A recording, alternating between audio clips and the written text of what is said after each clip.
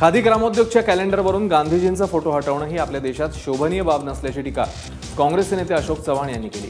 सरकारची ही कृती म्हणजे संकुचित मनोवृत्तीचं लक्षण आहे असं त्यांनी सांगितलं। कॅलेंडरवरील प्रतिमा पुसता येईल, मात्र लोकांच्या मनातली गांधींची प्रतिमा कशी हटवणार असा प्रश्नही त्यांनी विचारला।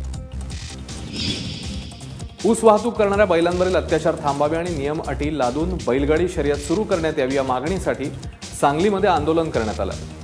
मानवाधिकार संघटनेच्या कार्यकर्त्यांनी काटे आणि खिळे गळ्यात अडकवून जिल्हाधिकाऱ्यांची भेट घेतली आणि आपल्या मागण्या त्यांच्या पुढे ठेवल्या। ऊसाची वाहतूक करताना बैलगाडीतील ऊसाचं वजन 3 टनांहून अधिक असतं। हा अत्याचार थांबवण्याची मागणी समोर येते। मकर संक्रांतीच्या पार्श्वभूमीवर नंदुरबारमध्ये घातक नायलॉन मांजा विरोधात विशेष मोहीम राबवण्यात आली।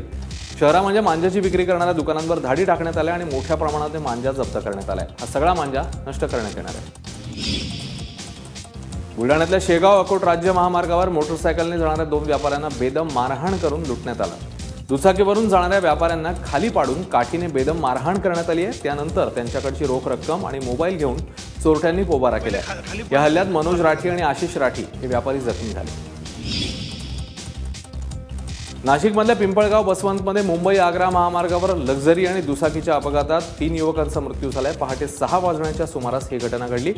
सचिन वसंत मुंजे, दत्ता अशोक सूर्यवंशी, योगेश मंगळू पवार अशी मृत्युमुखी पडलेल्या तिघांची नाव आहे। कंपनीमध्ये कामावर जात असतानाच या तिघांना लक्झरीने उडवलं। तिघेही जण निफाड तालुक्यातील कसबे सुकणा गावचे रहिवासी आहेत। तिकडे नाशिक जिल्ह्याला सटाणा तारहाबाद रोडवर ट्रक आणि ट्रेलरची समोरासमोर धडक झाली। या अपघातात ट्रक आणि ट्रेलरचा चालक दोघेही ठार झाले। सकाळी 7:30 वाजण्याच्या दरम्यान ही दुर्घटना घडली। मुलाच्या नोकरीसाठी 18 लाख देऊनही वर्षभरातच नोकरी गेल्यामुळे निराश झालेल्या पित्याने गळफास घेऊन आत्महत्या केली आहे। लातूरच्या झरी बुजुर्ग गावात ही घटना घडलेली आहे। सुधाकर खंदारे असं आत्महत्या केलेल्या शेतकऱ्याचं नाव आहे। 18 लाख रुपये भरून खंदारे यांच्या मुलाला मुंबईतल्या शाळेत नोकरी देण्यात आली। वर्षभर काम करून त्याला पगार दिला नाही आणि पगाराची मागणी करताच त्याला नोकरीवरनं काढून टाकण्यात आलं।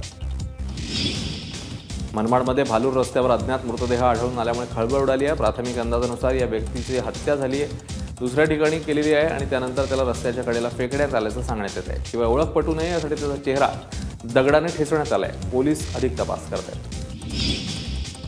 भंडारा जिल्ह्यातल्या मोहाडीत निलगाईंची शिकार करणाऱ्या शेतकऱ्याला अटक करण्यात आली आहे। कोको अभयारण्यातील निलगाईंनी या शेतकऱ्याच्या शेतात हैदोस घालत शेतीचं मोठं नुकसान केलं। त्यामुळे कंटाळलेल्या शेतकऱ्यांनी विजेचा शॉक देऊन 3 निलगाईंची शिकार केली। ही शिकार नष्ट करण्यासाठी निलगाईंना जमिनीत पुरण्यात आलं, मात्र गस्तीवर असलेल्या वनरक्षकाला दुर्गंधी आल्यानंतर ही शिकार उघड झाली। राष्ट्रसंत तुकडोजी महाराज नागपूर विद्यापीठाने गोंदिया जिल्ह्यातील बोडगाव देवी गावाला 3 वर्षांसाठी दत्तक घेतलंय। दरवर्षी होणाऱ्या 7 दिवसांच्या शिबिरातून या गावाला आदर्श गाव बनवण्यात आलं। राज्यातल्या 6 विद्यापीठातील 200 विद्यार्थी या शिबिरात सहभागी झाले। गेल्या 3 वर्षांपासून या विद्यार्थ्यांनी वर्षातले 7 दिवस काम करून गावचा चेहरा मोहराच बदलून टाकला। नंदुरबारमध्ये पारा कमालीचा खाली गेलाय। 5.1 तापमानाची नोंद नंदुरबारमध्ये झाली आहे। डाब, तोरणमाळ, मुलगी या सातपुड्याच्या पर्वतरांगांमधील ठिकाणांमध्ये थंडीचा कहर सुरू आहे आणि या भागांवर धुक्याची दाट चादरही पसरली आहे। तर धुळ्यामध्ये पारा 4.4 वर घसरलाय। यामुळे घरांबाहेर शेकोट्या बघायला मिळतात। इकडे निफाडचा पारा तब्बल 6.8 गेलाय। त्यामुळे कडाक्याच्या थंडीपासून द्राक्षबागा वाचवण्यासाठी शेतकऱ्यांची धावपळ सुरू आहे। भल्या पहाटे द्राक्षघडांखाली शेकोटी लावून द्राक्षबागांचा बचाव सुरू आहे। रेकॉर्ड ब्रेक थंडीमुळे निफाडचं जनजीवन विस्कळीत आहे, तर ऊस तोडणी कामगारांचे तांडे देखील गारठले आहेत। वाघ वाचवा, जंगल वाचवा असा संदेश देत चंद्रपूर जिल्ह्यात सायकल यात्रेला सुरुवात करण्यात आली। चंद्रपूर ते दिल्ली ही सायकल यात्रा असणारे चंद्रपूरमधील रेल्वे पोलीस दलात कार्यरत असणारा दर्शन झाडे या तरुणांनी या यात्रेला सुरुवात केली आहे। 13 दिवसांच्या या यात्रेत दर्शन ठिकठिकाणी जंगलांचं महत्त्व लोकांना सांगणार आहे। मात्र जेव्हा दिल्लीला यात्रा पोहोचेल तेव्हा पंतप्रधानांना भेटून निवेदन देखील देण्यात येणार आहे। रस्ता सुरक्षा अभियानांतर्गत प्रभावी जनजागृती व्हावी यासाठी वाशिममध्ये सायकल रॅलीचं आयोजन करण्यात आलंय। उपप्रादेशिक परिवहन कार्यालयाच्या वतीने आयोजित करण्यात आलेल्या रॅलीत हजारो विद्यार्थ्यांसह शहरातील नागरिकांचा लक्षणीय सहभाग होता। वाशिमच्या जिल्हा क्रीडा संकुलापासून रॅलीची सुरुवात करण्यात आली।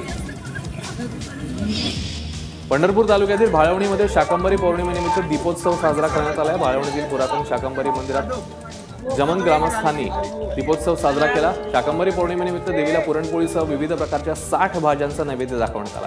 त्यानंतर शाकंभरी नवरात्रोत्सवाची सांगता झाली।